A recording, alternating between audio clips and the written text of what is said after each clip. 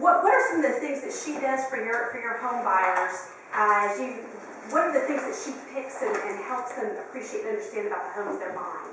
Well, all inspectors are supposed to be licensed in the state of Oklahoma, but even though they have the same licensing, many times you still have a potpourri of, again, experiences and things of that nature. What an inspector is supposed to do is look at the structure and the function of a property.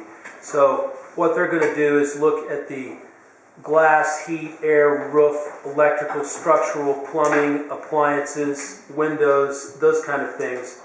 And then depending on the terms of an actual real estate contract, there's some contingencies written in for actual financial contributions that the seller is willing to make for those repairs. But the idea is this. I mean, we just closed on a house not 2 weeks ago. I was just thinking about this when you asked about new construction. And they bought that house 5 years ago, and that house had $7,000 worth of repairs. Okay, it had some structural issues, a driveway issue, etc. They didn't have an inspector go look at that property before they purchased it. And so what the inspector is doing is giving you a peace of mind as to how that property is wearing, what takes place, etc. Personally, and I know, Dave built this really beautiful house, but that was the very first house he ever built that was, new. I would never buy a new home. I would always buy an existing home. You get a better buy usually on an existing home, and you also get a good idea of how the house is wearing, how the structure wears, how you get an idea of what the average utilities are, and those kind of things. But to directly answer your question, Candace, the inspector is just supposed to give you a peace of mind as to the overall operational integrity of the property itself. So you're not buying, into that movie. Remember that movie about 20 years ago called The Money Pit? Tom Hanks. It was just like, oh my gosh, what have I done? You don't want that to happen because that will blow your budget out the door real quickly. What a great explanation on an inspector. One of the ways I like to put it to us ladies in the room. Does anyone like to do shoe shopping? Anyone like shoes? No, not at all. Are you being facetious? Or you're really serious? You really don't. Okay. All right, you're one of the few, but I know they exist, and sometimes there's some guys out there that I've discovered that have a larger shoe collection than I do. And that makes me a little nervous at times, or jealous. When we go shoe shopping, generally, or clothes shopping, shoe shopping is what I always use. We're looking for shoes that are going to match our outfit. We're looking for shoes that are they tall enough? They're pretty. Are they a certain brand? We're looking for the cosmetic things, but we're not thinking about the functionality of it, right? How many hours or how many minutes can I wear those shoes before I've got to get off my feet, right? We don't think about those things. Even this morning, I'm like, oh, they match my outfit. I'll do this is what I'm going to wear. But I'll be standing half the day today, and that's probably not the most comfortable shoe to be in, for multiple hours of a stretch. So I like to compare that. I mean, who's bought a pair of shoes because they look pretty, but you couldn't wear them for more than 5 minutes? We've probably all done that.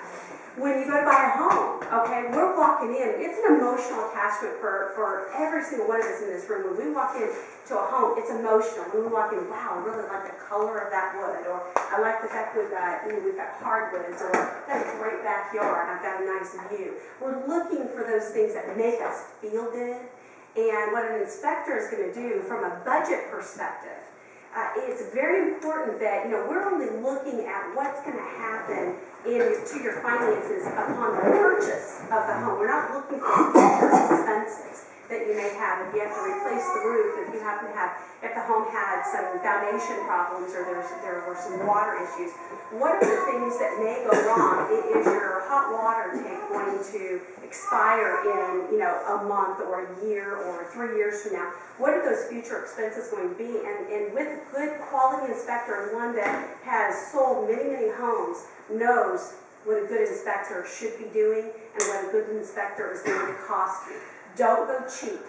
on your inspector. Pay top dollar for the top level of service because they're going to be looking up the rug, so to speak, and wiggling around in the attic to figure out what's up there and how soon we need to replace it. And a good inspector is going to detail out all of those items so that you can properly plan it. And you may spend, Darren, what's Melissa charge? It's based on square footage, but an average inspection is going to run you probably $350, and then a termite's going to run you $95 roughly for a property in Oklahoma. Okay, so that's good to know. Don't be shy to spend that money. You may get your inspector in there, and there may be a whole lot of things, just like Darren said, $7,000 worth of expense. You may not want to purchase that home, or you may use it. Your realtor will work with you to use it from a negotiating perspective. If there's things that are wrong, your realtor, you've already set the price.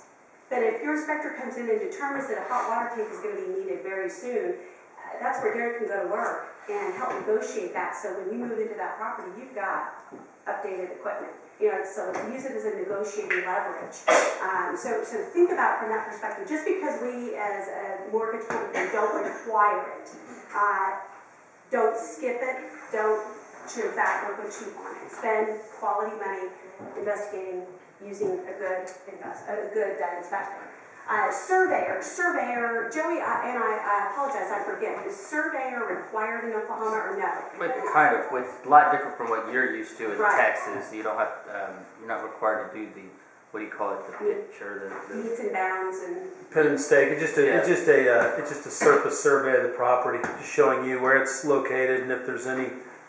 It's under. I always joke if it's on top of an Indian burial ground, or if you've got a pipeline running underneath it, basically. And it's also showing you if you're what's called setback violations based upon the covenants and restrictions for the neighborhood. So it's not the same you're familiar with it. Just kind of showing you a general schematic of where the property is located and where it sits on the lot itself. So if a property doesn't have a survey affiliated with it, do we have to go get one? Do we have to? Usually it's required for title purposes. Title company generally then can make a recommendation. Yeah. You've got a question here, Jeff? Is there access to anything in Oklahoma that you would know if a property sets in floodplain?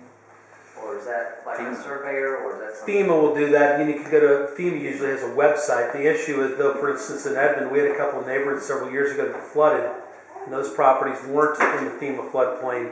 So sometimes they change it. You could go to the FEMA website and take a look. That'd be the best thing to do there. If you've got a good relationship with an insurance agent, I bet you're just biting your tongue. You're wanting to speak on this. Yeah. You can very quickly, if you know an address, zip code, you can run it too and let us know right away. So yeah, there's a lot of different ways to figure those things out. Your insurance agent, your home warranty, you do get to choose those. And I'm just going to talk here just for a moment, mortgage insurance is selected by your lender if mortgage insurance is needed. That's different from your property and casualty insurance that Scott's going to talk with us about. Your escrow, in different states, you're either a title, an escrow, an abstract state, or an abstract state in Oklahoma. And in Oklahoma, do we get to choose, as a home buyer, do we choose our title company, or is it pretty much selected for us by the seller? You can be represented both ways. Your seller can have a title company, and then you as a buyer can have a title company, and they could be two separate entities. So you can choose. Yeah, I've been to closings where it's at one title company, but then the seller came in with their title company representative sitting next to them. So I'm sure, Darren, you've got a title company, if I'm not mistaken. I think they were even Oklahoma City Abstract, and they're the ones that you prefer to utilize. So you have that option of selecting that. How many times when buying homes, we don't know who's doing the best. Rely upon the people around you to look for recommendations. So you have the option to choose that. Your appraiser and your credit report are chosen by the lender. Now, we don't get to pick up the phone and call the appraiser that's going to issue the opinion of value on the property, but personal check is not accepted. Just expect that personal check is not accepted. Credit card, not accepted, okay? First time I went, this is before I was in the industry, I'm like, well, I've got my credit card. I was just going to plan on putting a couple $1,000. I'm like, no, I can't do that. I'm like, can't? So, no those things. No, can't use that. Bring a couple forms of photo identification with you, and there will be a notary at the closing that will be verifying for the lender you are who you say you are. And you're going to have a final set of documents that varies between 70 and 80 pages that you'll be having to sign off on. Where are your wrist brace? Say again. Wear your wrist brace. If you have to wear a brace on your wrist, bring it. Accompanying you will most likely be your realtor, and if we are in the same city as you, we like to attend our closings. If we can't physically be with you, we will be immediately available to you. So if anything happens or needs to be changed or questions need to be asked, your homeland specialist should be readily available to you, if not together with you. On the closing documents with the numbers Yes. from Churchill, who reviews those numbers? Is it the underwriter or is the home loan specialist A involved? lot of people. Because my last closing, I found a mistake that the title company had made. So, Yeah. like, would the realtor have VR representative along with us? Yes, but I always, you are the consumer. This is your money, your credit. You should hopefully know your transaction as well as your realtor or the lender. So not only is your home loan specialist reviewing it, your processor who was processing it reviews it, the underwriters reviewed it, the closing department has reviewed it. They send those instructions over to the title company. The title company prepares the HUD based on our instructions. We are human, mistakes are going to happen, but it's very important that you make sure that they're accurate and they're correct. So that's why we are asking for days in advance for you to be able to review, make sure everything still looks right and accurate. So we want the consumer, we want both realtors, we want the seller, we want the title company. So there's a little bit of coordination that goes in, because it's rare that, well, I should say it's rare. 50% of the time, there's probably going to be some edits that are usually, it's a nominal, maybe there's A lot of times it's a name. earnest check, Yeah, that add an wasn't initial credited, or a name may be inaccurate. So it's not uncommon to go back and just make proper corrections, make sure everything is buttoned down tight before closing. Just FYI, in your scenario that went through last time, what will probably protect you now is something the industry is changing per some of the guidelines that are coming down the pipe. We think that within the next 60 days or so, the rule's going to change where you're supposed to have that HUD settlement statement that you found an issue with 3 days prior. So that's actually something that should be changing universal for everybody. We try to do that as a standard operating procedure, but sometimes it just doesn't work out that way. But now it's going to be more of a law. So you'll have an opportunity to look at, review, and go from there. And so that, for the most part, that wraps up the 7 steps of buying a home. Now we've got a couple of bonus options here for you, or bonus items for you. Joey is going to prepare what we call a total cost analysis. Let's just say if Elizabeth is looking to buy a $100,000 home and she wants to put 5% or 10% down, whatever that number is, Joey is able to prepare an estimate based on what your taxes and your insurance will let you. It won't be specific, but it will be very, very close within a very nominal amount. And it's in a really cool, slick program that can be edited. It's also in a video. Joey will explain everything in a video to you, and it's something that you can look at. If you shoot an email over to us or you call and say, you know what, instead of 100, I think I want to do 80, or I want to do 120, or I want to go up to 300,000. He can go and make those adjustments for you, and you can see along, throughout your shopping process what you're looking at. That Joey will, it's a program. Can everyone pull out their smartphones for me? Does everyone have, say, 5 minutes or so for me to help you build your smart page on your phones? What we want to do is we want you to be able to leave here with the tools we talked with you about today. So you don't have to wonder, gosh, where do I go to learn a little bit more about that? We want to provide that to you right now. One of them is going to be your total cost analysis. And you'll be able to put it on a computer, on a smart pad, smart tablet of any sort. And so what I'd like to do, and this might be a little hard to see, but what we're going to do, if you take your name card, look on the inside, and pull out your smartphones.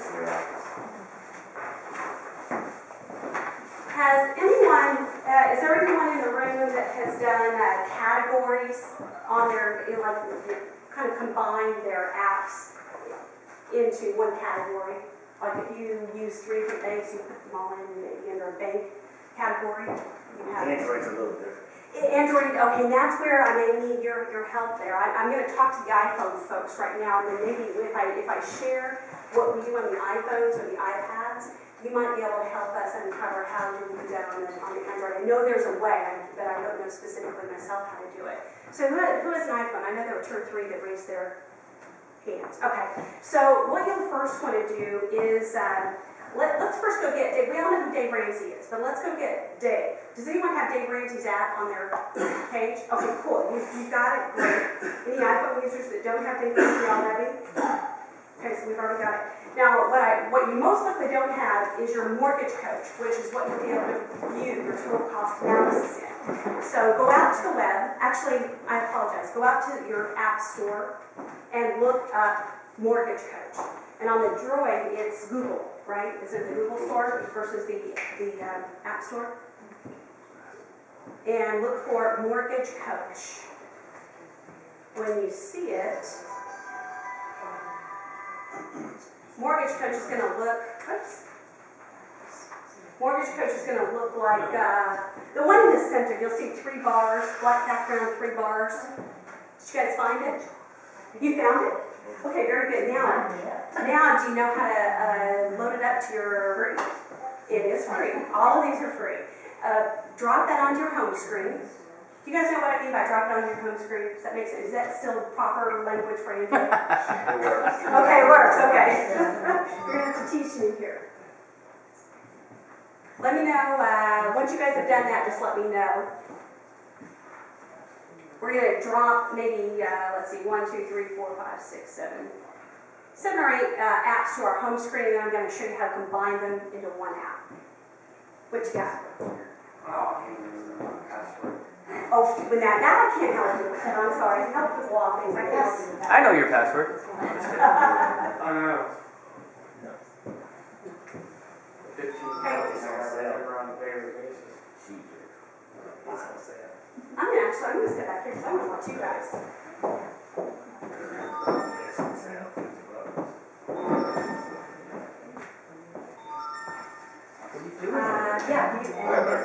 You've got your Dave Ramsey. Does everyone now have Mortgage Coach? Were you able to find the Mortgage Coach and drop it onto your homepage? Okay. The next one is My Budget. And for this one, I need you to go to the web, not the App Store. And that's going to be www.daveramsey.com/tools/budget-light. And it's written into your card here. Follow that, and when you get there, this is what they call, I think the techie geeks call these WAPs, web-based applications versus going to the App Store. It's basically putting the website in an app on your front page.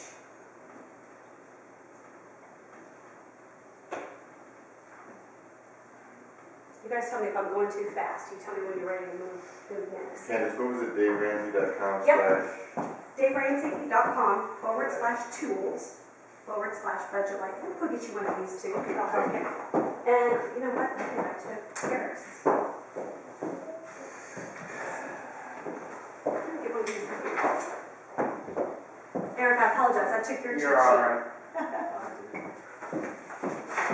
That'll help you, sure. I appreciate it. How you guys doing on that?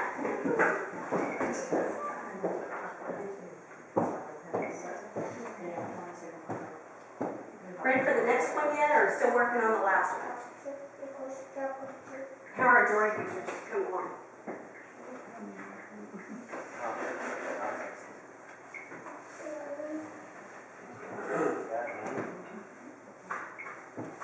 The next one is going to be Churchill Mortgage, so we can answer any questions you might have there, and that also is going to be www.churchillmortgage.com, CHURCHILL, like Winston Churchill.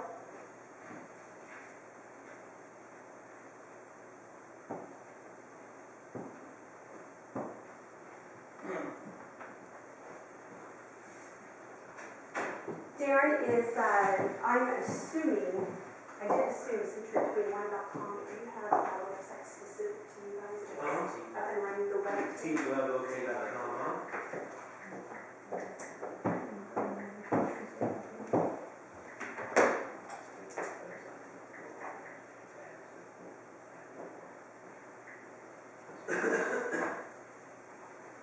Okay, written inside your cards, I have the generic Century 21, so if you'll, where it says My Realtor, that website is going to be www.teamwebb.com.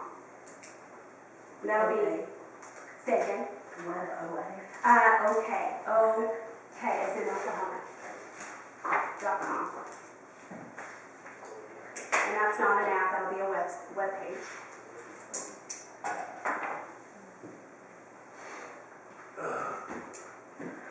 The next one after that is my insurance, which is www.eciagency.com. And you'll appreciate this one, the financial planner that was not able to be here today, www.shopfinancialinc.com. Our inspector does not have a website. We uncovered that just last month, so don't have a website to send you there. My abstract title company is www.okcabstract.com. And you have the pen, yes. Does anyone have, the first person to have all of those